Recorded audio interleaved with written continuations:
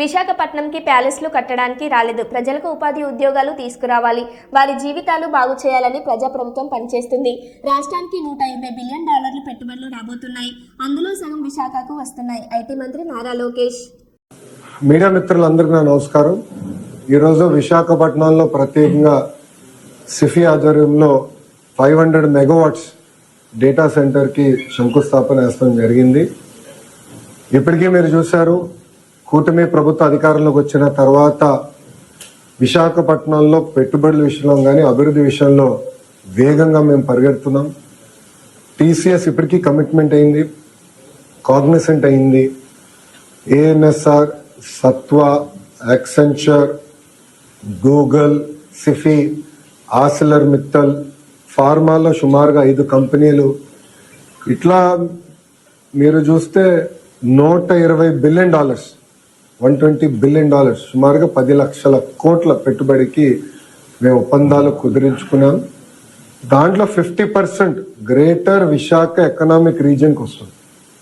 అది ప్రజాప్రభుత్వానికి అభివృద్ధిలో ఉన్న చిత్తశుద్ధి. అన్ని ప్రాంతాలని సమగ్ర అభివృద్ధి చేసి ముందలు తీసుకెళ్లే లక్ష్యంతో మేము పనిచేస్తున్నాం. మీరు పార్ట్నర్షిప్ సమ్మిట్ కూడా November 14th, 15th ఇక్కడ విశాఖపట్నంలోనే ఏర్పాటు చేస్తున్నాం. దానికి కావాల్సిన ఏర్పాట్లన్నీ కూడా మేము చేసుకుంటున్నాం. రోడ్లు కానీ అన్ని కూడా మోడర్నైజేషన్ కానీ బ్యూటిఫికేషన్ కూడా మేము చేస్తాం జరుగుతుంది. ఇంకా రాబోయే రోజుల్లో కూడా మీరు చూస్తే పెద్ద ఎత్తున అనౌన్స్మెంట్స్ అనేది విశాఖపట్నానికి, ఆంధ్ర రాష్ట్రానికి తప్పనిసరిగా వస్తాయి. అంటే ఎలాంటి సందేహం లేదు. ఎకనామిక్ రీజన్ ని బలోపేతం చేయాలి.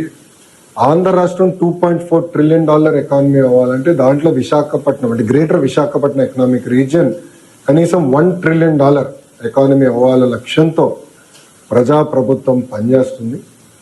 మేము విశాఖపట్నానికి వచ్చేసి ఏదో ప్యాలెస్లు కట్టాలన్నో దానికి రాలేదు. ప్రజలకి ఉద్యోగాలు, ఉపాధి కల్పించే పెట్టుబడులు తీసుకురావాలి, అవి గ్రౌండ్ చేయాలి, అవి ఎగ్జిక్యూట్ చేయాలి, అవి బిల్డ్ చేయాలి. తద్వారా మన పిల్లలకి ఉద్యోగాలు వస్తున్న లక్ష్యంతో మేము పనిచేస్తున్నాం. టీసీఎస్ ఇప్పటికీ 10 సంవత్సరాల్లో మేము అదే విశాఖపట్నంలో చేసి చూపిస్తాం. అంత పెట్టుబడులు వస్తాయి, ఉద్యోగాలు కల్పిస్తాం, డైరెక్ట్, ఇండైరెక్ట్. కానీ ఇది చేయాలంటే ఒక కాంప్రహెన్సివ్ విజన్ అనేది అవసరం, కాంప్రహెన్సివ్ ప్లానింగ్ అనేది అవసరం, ఇంటిగ్రేటెడ్ అప్రోచ్ అనేది చాలా చాలా అవసరం. ఆ దిశగా మేము పనిచేస్తున్నాం. ప్రజలందరికీ, ఉత్తరాంధ్ర ప్రజలందరికీ ఒకటే చెప్తున్నాం, ఒకే రాష్ట్రం, ఒకే రాజధాని, కానీ అభివృద్ధి వికేంద్రీకరణ నినాదంతో ఆనాడు మేము మీ ముందరికి వచ్చాం. 94% సీట్లతో మీరు గెలిపించి, ఆశీర్వదించి, దీవించి మమ్మల్ని మీరు గెలిపించారు. ఆ మ్యాండేట్ ఏదైతే మీరు మాకు ఇచ్చారో నిలబెట్టుకోవాల్సిన బాధ్యత మా పైన ఉంది. అభివృద్ధి, సంక్షేమ 2 జోడెద్దుల బండిలాగా ముందలు తీసుకెళ్లి అన్ని ప్రాంతాలు సమగ్ర అభివృద్ధి చేసి పెద్ద ఎత్తున మన పిల్లలకి ఉద్యోగాలు, ఉపాధి కల్పించే లక్ష్యంతో మేము పనిచేస్తామని ప్రజలందరూ కూడా తెలుపుకుంటూ, ఇంకా మీడియా మిత్రులు ఏమనుకోకపోతే నేను బయలుదేరుతాను, ఎందుకంటే లేట్ అవుతుంది.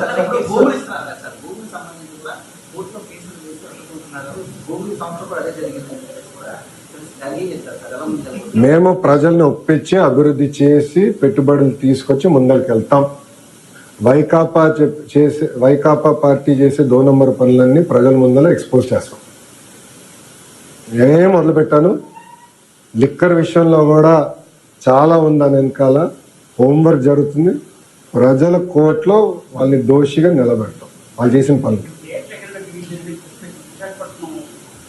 శ్రీకాకుళం టు అనకాపల్లి, శ్రీకాకుళం టు అనకాపల్లి ఈ బెల్ట్, అరకు, పాడేరు ఆ బెల్ట్ మొత్తం ఇంటిగ్రేషన్. ఎస్, అది గౌరవ ముఖ్యమంత్రి గారితో మేము చర్చిస్తాం. ముందర ప్లాన్స్ తయారు చేయమన్నారు, ఒక మైండ్ అప్లై చేయమన్నారు. చేసిన తర్వాత మేము గౌరవ ముఖ్యమంత్రి గారితో చర్చిస్తాం.